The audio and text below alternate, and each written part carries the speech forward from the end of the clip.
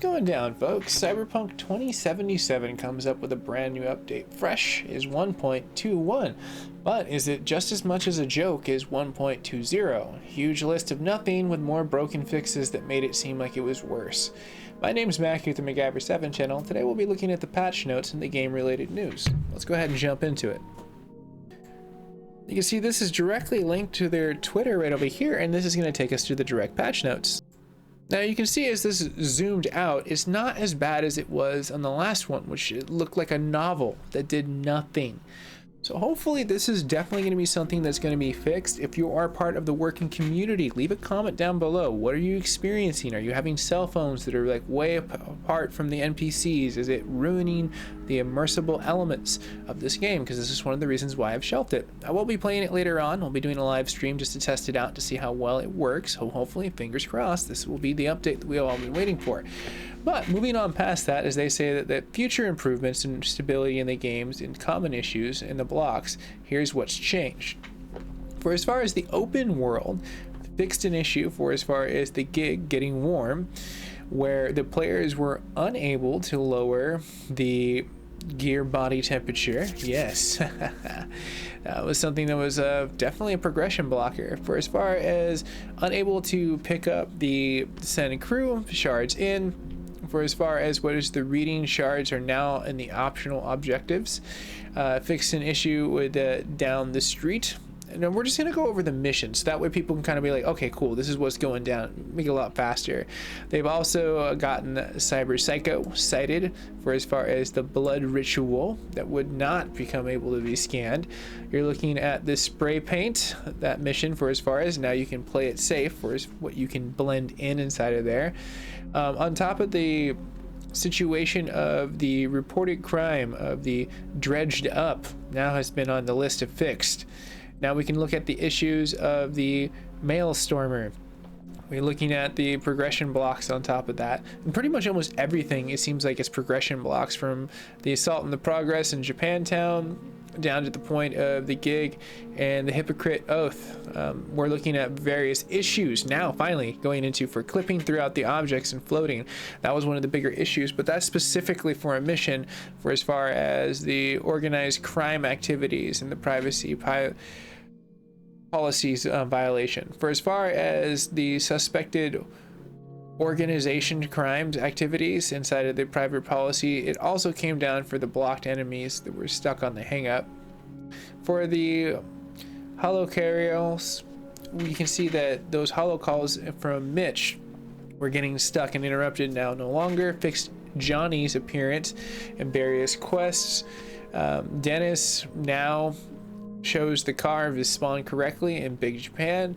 The players now can enter Dennis's car from the right side in Big Japan. Big Japan also makes the list as we continue to go down for the windows for what was longer breaking upon the opening container. On top of the situation for the bail, if the player leaves inside of the mission, you can see that there are some safety opening containers that now are going to be accessible.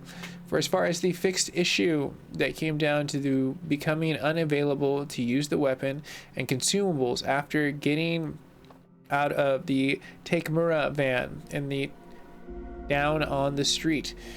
We can also see down on the street makes it for as far as the Takemura during the meeting. We can also see that the Oda could be found in the bridge between the Watson and the Westbrook before going to Takemura hideout and search and destroy. As you can see now down on the street, Oda and the crashes inside the car have now been fixed. On top of the burning desire in the night moves, getting stuck on waiting for the calls and the distress portions. We can now see that the objective can now finally be finished. On top of that, we can see that the Cassius writers, for as far as the Ripper Doctor shop, would not open and preventing people yet again. Saul will no longer follow the player around the world if they leave the quest area after freeing him from the riders on the storm. Fixed an issue in the sandstorm for presenting in the, present in the city if the players fast travel there during killing in the name of or ride on the storm. So either those variations of missions would get you jammed up.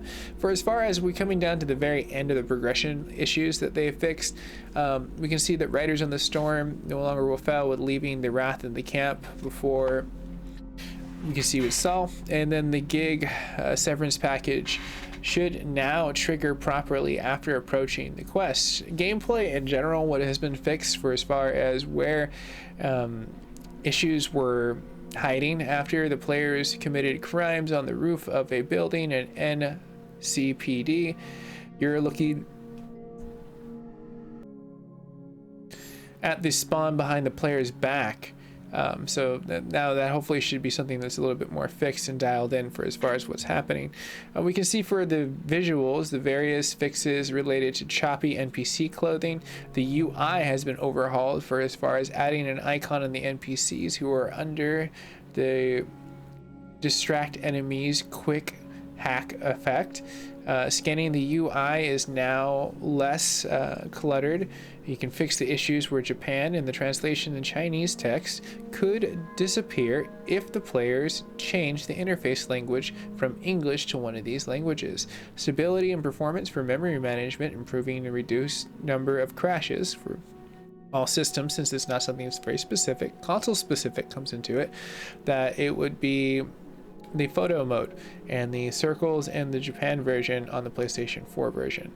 On top of that, for Stadia, specific graphic issues and the bridge for as far as the belly of the beast changes. So that's pretty much it, everyone. That was not that bad. I feel like that they basically said, hey, we fixed a lot of the stopping blocks, we're making a little work, and they're going to be doing a little bit more.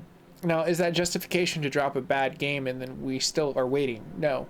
But for a person that's been wanting to play this game and we're getting closer, this might be something that might be a little bit easier to digest. I don't think that this is definitely the fix we're waiting for. We might have to wait for a 1.22, which you should subscribe for, absolutely free, helps me out as a creator. And if you do, slam that notification bell right down the center so you get all the actual physical game news as it rolls out hot off the press from my channel. I'll see you guys and gals in the near future. Stay safe, stay safe. I need to get a little rest. I've done like back-to-back updates. Stay safe, stay classy, and I will see you guys and gals in the near future. And if you do today, who knows? Maybe CD Projekt Red will actually fix this game and I'll talk about it. But you'll just have to subscribe to find out. I'll see you guys and gals in the near future.